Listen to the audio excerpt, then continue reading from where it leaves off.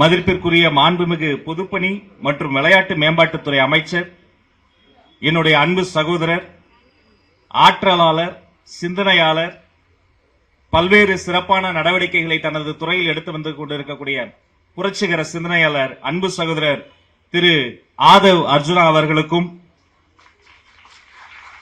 நல்லா கை தட்டலாம். உங்களை பார்க்கறதுக்கு தான் ஓடோடி வந்திருக்கார்.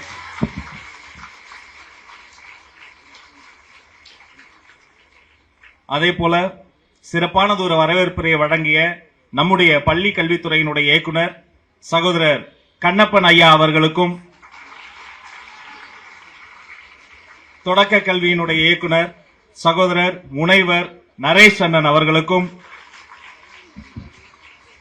நம்முடைய மாவட்ட ஆட்சித் தலைவர் இந்த பள்ளிக்கூடத்திற்கு ஏதாவது நல்லது செய்துவிட முடியாதா என்று ஓடி ஓடி உழைத்து சிந்தித்துக் கொண்டிருக்கக்கூடிய அன்பு சகோதரி மாவட்ட ஆட்சித்தலைவர் திருமதி மாலதி ஹெலன் அவர்களுக்கும், முதன்மை கல்வி அலுவலர் கபீர் அவர்களுக்கும்,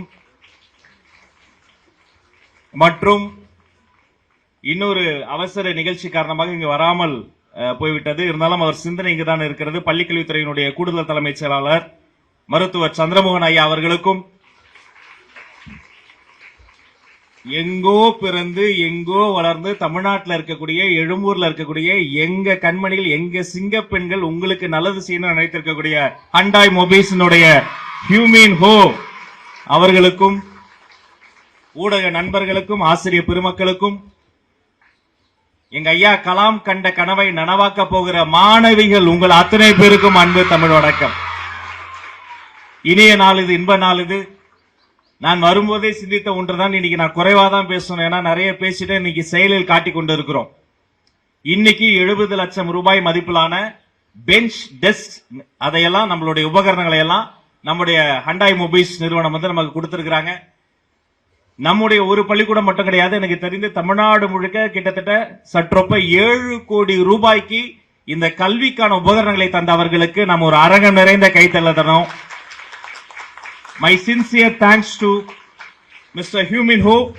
Thank you so much, sir. Thanks for your continuous support. Service to education is service to mankind. So உங்களுடைய இந்த பெரிய உதவிக்கு இந்த நேரத்தில் நாங்கள் நன்றியை சொல்லிக் கொள்கிறோம். இப்போ உங்களுக்கு நான் ஒரு செய்தி, உங்களை பார்க்கும் போதே ரொம்ப சந்தோஷமா இருக்கு. காலையிலே வீட்டில இருந்து கிளம்பி ரெட்டச்சடை போட்டு ரிப்பன்லாம் கட்டி இன்னைக்கு எங்க ஸ்கூல்ல ஒரு ஃபங்க்ஷன் அப்படின்னு அப்பா அம்மா கிட்ட எல்லாம் சொல்லி சந்தோஷமா வந்து உட்கார்ந்துருப்பீங்க. இது மாதிரி குட்டி குட்டி விழாக்கள்ல போய் நானும் உட்கார்ந்துருக்கேன். ஆசையா இருக்கும். கீழே இருந்து பார்ப்பேன், மேடைக்கு மேல யாரோ வருவாங்க, பெரிய பெரிய பேச்சாளர்கள்லாம் வருவாங்க. நீங்கள் கடல்களை தாண்டலாம், மலைகளை தாண்டலாம், எவ்வளவு பெரிய தடைகளையும் தாண்டலாம். ஏன் மைண்ட் வயசு, நான் 10ஆம் கிளாஸ் தாண்டறதுக்குள்ளே என்ன ஆவன்னு தெரியலையே, அப்படி பயந்துகிட்டு உட்கார்ந்துருப்பேன். அப்ப எங்க டீச்சர்ஸ் வந்து என்கரேஜ் பண்ணுவாங்க, போடா மேல போய் நீ வந்து பேசு, நீ தான் நல்லா பேசு. ஐயோ வேணா டீச்சர், பயமா இருக்கு, போடா மைக்கு பிடிச்சு பேசிடாமாங்க. இப்போ போய் நான் பேச ஆரம்பிப்பேன். சின்ன சின்ன விழாக்கள் கொடுத்தாங்க. ஒரு நீராறும் கடலுடுத்த தமிழ்த்தாய் வாழ்த்து பாட வாய்ப்பு கொடுத்தாங்க. அப்புறம் ஒரு வரவேற்புரை கொடுக்க வாய்ப்பு கொடுத்தாங்க. வர்ணனை செய்ய வாய்ப்பு கொடுத்தாங்க. ஏதோ ஒரு லாஸ்ட் பெஞ்ச்ல உட்காந்துக்கிட்டு என்ன செய்யறதுன்னு தெரியாம இருந்தேன். என்ன என்னுடைய ஆசிரியர் பெருமக்கள் தான் மீண்டும் மீண்டும் வாய்ப்புகளை கொடுத்து என்னை பேச வைத்தாங்க. நம்ம அப்பா அம்மா இருக்காங்க பாருங்க, இந்த பள்ளிக்கூடத்துல உங்களை சேர்த்தப்ப எப்படியாவது என் பொண்ணை காப்பாத்துறங்க. தன் குழந்தை ஜெயிக்கணும்னு நினைச்சா அப்பா அம்மா, தன்னிடம் படிக்கிற எல்லா குழந்தையும் ஜெயிக்கணும்னு நினைச்சா அவங்க தான் ஆசிரியர்கள், டீச்சர்ஸ். அவர்களினுடைய கவனம் முழுக்க உங்க மேலதான் இருக்கும். பதிலுக்கு நீங்க செய்ய வேண்டியது ஒன்னே ஒண்ணுதான், உங்களுக்கு வேணுங்கிற எல்லாத்தையும் நாங்க செய்வோம். உங்களுக்கு தேவைப்படுற அடிப்படை வசதிகள், கல்வி சார்ந்த விஷயங்கள் அத்தனை நீங்க கேட்க வேணாம், அது போட்டி போட்டு நாங்க செய்வோம். பதிலுக்கு நீங்க செய்ய வேண்டியது ஒன்னே ஒண்ணுதான், என்ன தெரியுமா? உங்களுடைய தன்னம்பிக்கை வளர்த்துக்கங்க, தமிழ் ஆர்வத்தை வளர்த்துக்கங்க, தலைமைத்துவ ஆளுமை வளர்த்துக்கங்க. 3 விஷயத்தை நீங்க வளர்த்துக்கணும். முதல்ல என்னது? தன்னம்பிக்கை. என்னமா?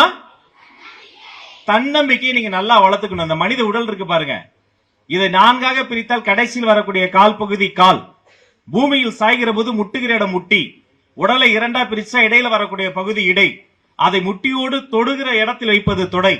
கொஞ்ச நேரம் தான் சாப்பிடணும், கொஞ்ச நேரம் தான் இருக்கணும். வயிறு இதமான நினைவுகள் இருப்பதால் இந்த பேர் இதயம். மொத்த உடலையும் இழுத்து வைத்திருக்கிற இடத்துக்கு பேர் கழுத்து. கட்டளை முட்டமிடுகிற தலைவனின் பெயர் தலை. தலைக்கு மேல ஒண்ணுமில்ல முடிச்சுக்கனால இது முடி. 36 லட்சம் ஆண்டுகள்ல வெளியே தெரியாத இந்த எந்த விஷயத்திலும் மனிதன் தப்பி பிழைக்கலன்னா டைனோசரஸ்க்கு இதை விட கை கால்லாம் பெருசு. அது அழிந்தது, மனிதன் தப்பித்தான். ஒரே வித்தியாசம் என்ன தெரியுமா? மற்ற விலங்கினங்களுக்கு இல்லாத ஒன்று மனிதனுக்கு இருந்தது. அது கையோ காலோ வலிமை அல்ல, தன்னம்பிக்கை என்ற ஒன்று இருந்தா போதும். வாழ்க்கையில யாரு வேணா ஜெயிக்க முடியும். தன்னம்பிக்கை வளர்த்துக்கங்க, தமிழார்வத்தை வளர்த்துக்கங்க. அதற்கு சாட்சி நான் தான். இன்னைக்கு இந்த மேடையில் நான் நிக்கிறேன்னு சொன்னா, எங்கோ பிறந்து எப்படியோ வளர்ந்து வாழ்க்கையில என்ன பண்ண போறோம்னு தெரியாம கிடைத்த வாய்ப்புகள் எல்லாம் போய் வேடந்தாங்கள் பறவை போல வாழ்ந்த என்ன இன்னைக்கு இங்க வந்து மாண்புமிகு அமைச்சரா நிக்கிறேன்னு சொன்னா, அதற்கு என்னை போன்ற ஏழை எளிய மக்களையும் எளியோரையும் கைப்பிடித்து தூக்கி விடுகிற மாண்புமிகு முதலமைச்சர் அண்ணன் சி ஜோசப் விஜய் என்ற ஒரு மாமனிதர் என் தமிழார்வம் கண்டுதான் என்னை கைப்பிடித்து தூக்கி விட்டார். மூணாவது என்ன தெரியுமா? அது தலைமைத்துவ ஆளுமை, லீடர்ஷிப் குவாலிட்டி. இன்று மேடையில் வைத்த அன்பு சகோதரர் ஹானரபிள் மினிஸ்டர் அவர்களுக்கு நான் ஒரு புத்தகம் பரிசளித்திருக்கிறேன். அது என்ன தெரியுமா? The greatest speeches of world. உலகத்தை உலுக்கிய உரைகள். ஒரு உரை என்ன பண்ணும்? உலகத்தையே உலுக்கிறோம். அந்த உரையை கேட்டு உலகத்துல புரட்சி நடக்கும். அந்த உரையை கேட்டு உலகத்துல சுதந்திர தாகம் வரும். அந்த உரையை கேட்டு உலகத்துல பல பேருக்கு கண்ணீர் வரும். அப்படி ஒரு உரை உலகத்தையே மாத்தும். ஏன்? அந்த உரையை வந்து எழுதினது வந்து இலக்கியபூர்வமா இல்லை. எங்கோ இங்கிலாந்துல பேசினது, ஆபிரகாம் லிங்கன் பேசினது இங்க இருக்கிற தமிழ்நாட்டில் இருக்க எனக்கு உழுக்குதே. அதுல இருக்கிறது தலைமைத்துவம், லீடர்ஷிப் குவாலிட்டி. அப்படிப்பட்ட ஒரு புத்தகத்தை அவனை கொடுத்தாரு. ஏன்னா அவருடைய உரைகள் அப்படி பல விஷயங்கள் நான் பார்த்து வியந்திருக்கிறேன். வெறும் அலங்காரமாக பேசுவது கிடையாது, வார்த்தை அலங்காரம் கிடையாது, சும்மா இலக்கியமா மட்டும் பேசுவது கிடையாது.